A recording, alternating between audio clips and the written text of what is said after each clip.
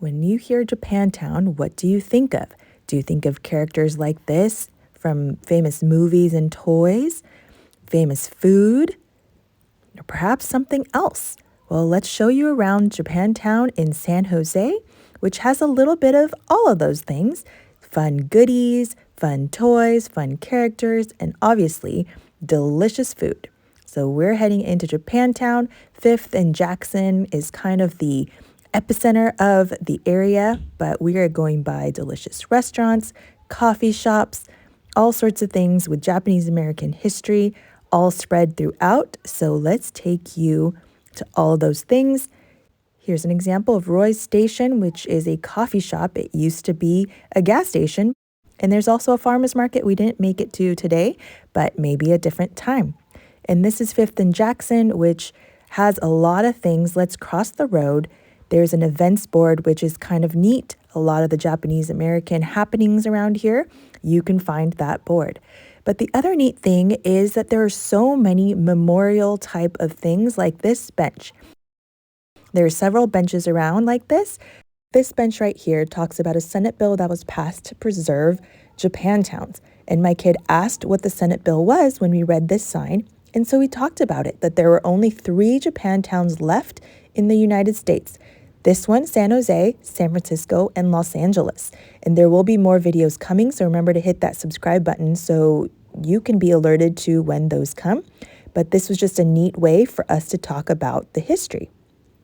And on every corner, there were placards like this that talks about what life was like for early immigrants, because it was quite different, as you can imagine, for times back then. And before we head over to the museum, I wanted to show you one of my favorite things that I saw at 5th and Jackson. It's this wall, and it has words that are significant in Japanese, like gaman, perseverance, kodomo no tameni, for the kids, itadakimasu, thankful receiving, gochusou-sama, thanks for the meal, shikata ga nai, it is what it is, isshoukemmei shinasai, do your best, mottai nai koto shinai, don't be wasteful, enryo, thoughtful restraint. These are all such core values to the Japanese American culture, and I don't think I realized putting those in words until I saw that. So that was kind of neat. And this is a timeline of Japanese American history in San Jose. So it has the year and some significant events that happened in this area and local to San Jose. If you go to Los Angeles, you'll see more of a national view, but this is more of a local San Jose view of things that happened that were impactful to the Japanese American community. And so it's just really, really neat. And you'll see this more visually and come alive in the museum, and we'll head there shortly. But I just wanted to show you that there is this interactive wall, and someone left a water bottle. No littering, please. But anyway, it's just really, really neat to share this with my kids. And this last etching here, it says kansha, which means gratitude, gama, which is perseverance, and it's such a core thing to our culture. On the way to the Japanese American Museum, we saw this really neat memorial, which signifies and shows the importance of Japanese Americans in port towns and agricultural areas, because that is a lot of where people had jobs when they first came from Japan. And so this is just a tribute to that. It also has a message of equal rights, civil liberties, and treating people well. And I really resonate with that message. Right next to this on the street are all of these benches, and they all have names of the internment camps just etched on the side as a memory. And when you sit and when you look, it just gives you a sense of thankfulness, gratitude, and remembrance. Now we're heading to the Japanese American Museum of San Jose. Like I said, this is local, but it also helps to have that context of Japanese history and when immigration started happening, and that will help you as you walk through the museum. If you want someone to walk through this with you and talk through all the historical Japantown areas, there are people. There are volunteers that would love, love, love to talk to you and guide you through this museum. So feel free to take that option if you'd like, or you can just peruse at your own leisure. And the first part is more of the first immigration into the US, and the first businesses that were established, the areas that were Japanese, etc. There's an art section. But then you want to go straight back over here, which is the agricultural tools section. For any kids that like tractors and farm things or tools, this is a great place to look because it has a lot of the old tools and things that were used because agriculture was a big space for Japanese Americans when they first came. And there's even an original Model T Ford from that time. So if kids are interested in that, or adults for that matter, that is kind of a neat thing that is on display here. I don't think you're supposed to ride on any of these because they're so old, but there's also a truck too, so it's just neat to look at. Then we come back inside to learn more and see about Executive Order 9066, which was the forced removal of Japanese Americans from their homes into internment camps, and their artifacts and pictures and things to just explain that time. And so take a walk through here, look through. Perhaps you learn something, perhaps your kids have questions, want to talk about things, a lot of starting points for discussion and learnings for the future. And there's also a barracks room. So it is a mock-up of what an internment camp barrack looked like for everyone to experience what it might have been like. It does make it quite a bit more real to see a display like this. So right outside of this was the explanation of various big internment camps where they were, also some information about people that fought being relocated. And so perhaps walking the other way here first and then seeing the barracks is a good idea. So that is my suggestion to you, but some good information here. There's also a display about the 442nd Regiment, which was the only group that had Japanese American soldiers because no one wanted to fight alongside them in any other place. And so this was the Japanese American group. And they're also known as the most decorated regiment in American history. So that was my quick recap of the museum, but we really came for this event. It's like a kids event, multicultural event, and it includes taiko drums and a performance. So hope you enjoy this short little snippet of a very culturally classic taiko drum.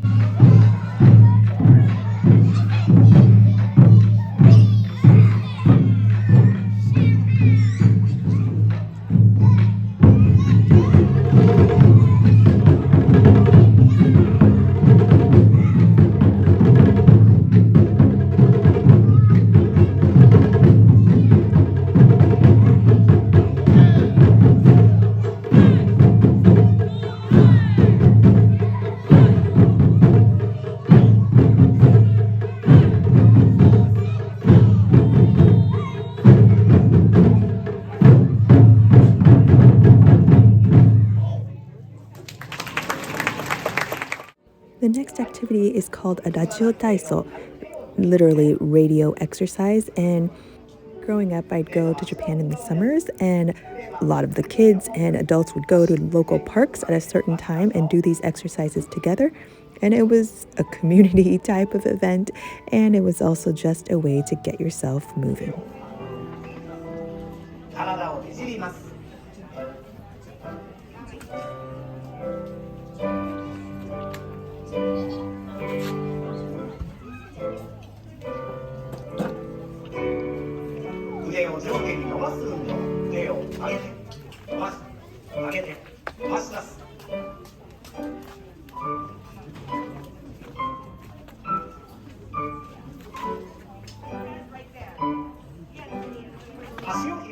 This then made way for the rest of the events, which was more like a Japanese undokai, which is like a sporting day. And so there's just different events that kids compete in. They're wearing red and white hats because they're on different teams, on the red team and the white team. And this one is Wearing a coned hat and getting through the hula hoops was just a fun activity that kids can get moving and participate in. And so, as you can see, it's very, very cute to see the kids doing these fun games.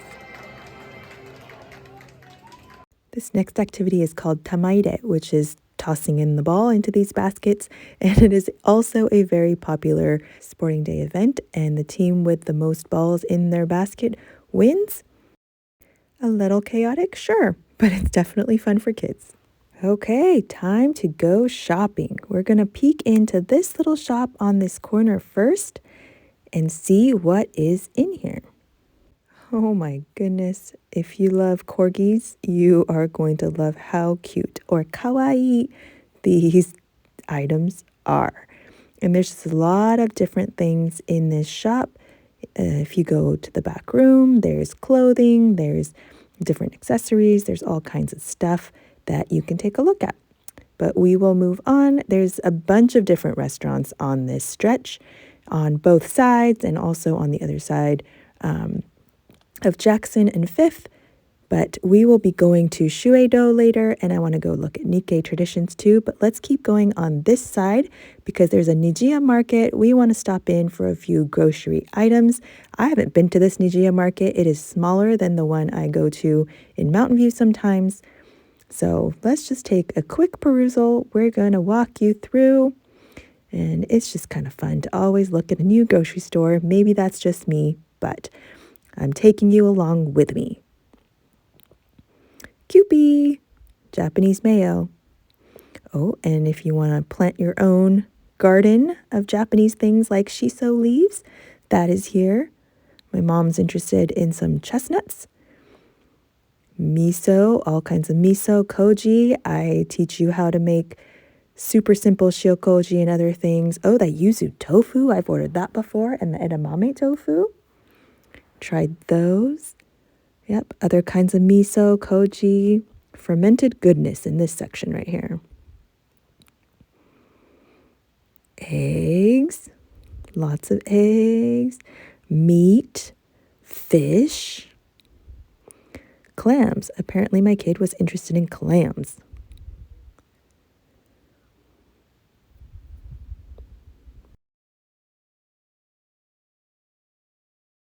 My older one's eyeing that squid. He loves squid. But we're going to keep moving. A bunch of other types of seafood. And we're looking at the bento section, and there's really not much, even though it is prime lunchtime. But I don't know if everybody from the festival came by and ate everything or what. But anyway, there's some sweets here and some taiyaki. Oh, that's fun. It's like the fish pancake things with stuff inside. A little more items over here, some bento items. But again, a lot of it has been picked through, so maybe it was all the festival goers. All kinds of tea and drinks that you can pick from. A lot of them take me back to childhood. Oh, and we've tried that before from Seiwi too. It's just kind of fun to look at all the different kinds and the super cute packaging. Look at this candy thing. It's like a toilet candy you eat out of the toilet. I don't know why that's appealing, but it's there.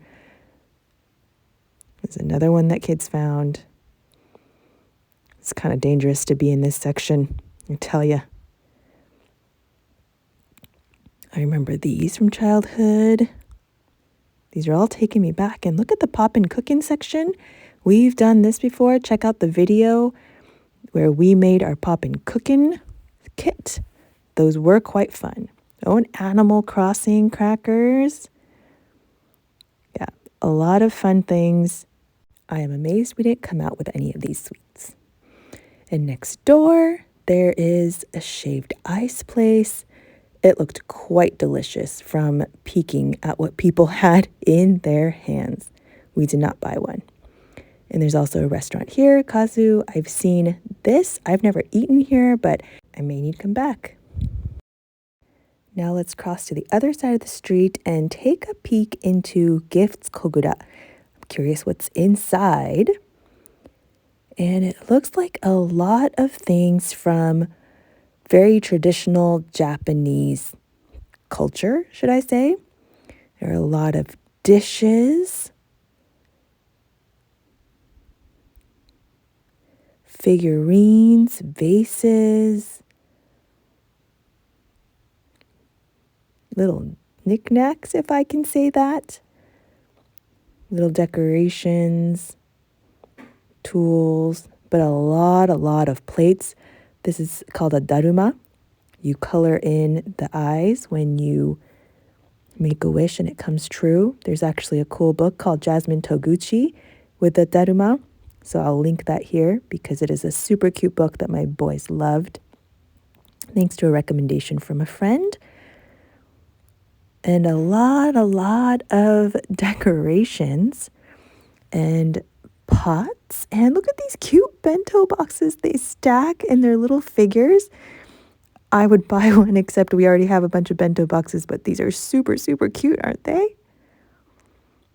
And a shaved ice maker for kakigori. And it's a penguin. It's super cute. And Zojirushi is one of my favorite brands. It's the little elephant logo. And figures, very traditional Japanese figures. Chopsticks, training chopsticks. If you're looking for training chopsticks for your kids, they were super cute. My kids don't need them anymore, but they did ask if they could get one. Look at that Lego. Is that a Lego character? Anyway, on to the next shop, which is biscuits. As you can imagine, or maybe you don't, it is for dogs, so for pets.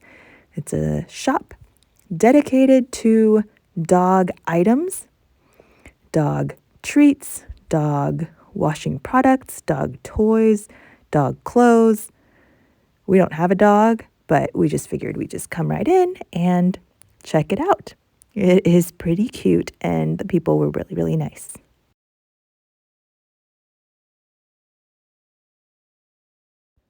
Look at these cute biscuits that you can just buy 3 for 99 cents. So if you have a dog that is with you, you can buy them a little treat. You can buy them a little bone. So cute. And next door is Nikkei Traditions and Shueido. We ordered manjus, but we're not going to pick it up. That's going to be the last thing we do. So let's take a peek into Nikkei Traditions.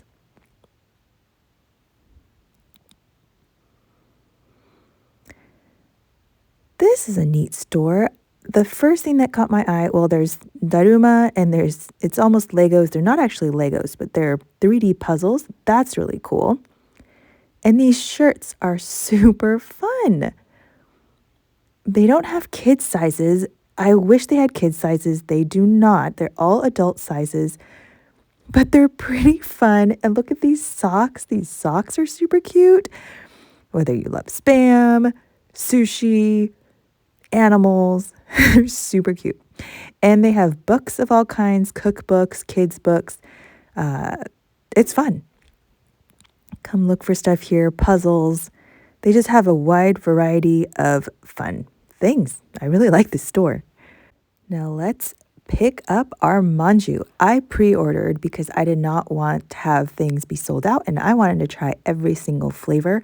And I'm making a whole different video on that because this video would be way too long if I did a taste testing on this video too. So remember to hit that subscribe button again. I know I said this earlier, but if you want to see more videos like this or the taste test video of these manjus that we picked up, of every single flavor that is available at the moment, hit that subscribe button. Here's the menu, just so you know. As you can see, there are several things that are sold out. So if you want specific ones, place that order. As you can see, the whole street is lined with different Japanese restaurants, even non-Japanese restaurants as you go along. And so come check out all the delicious foods that are here. I know I will be coming back, even though today we are heading out.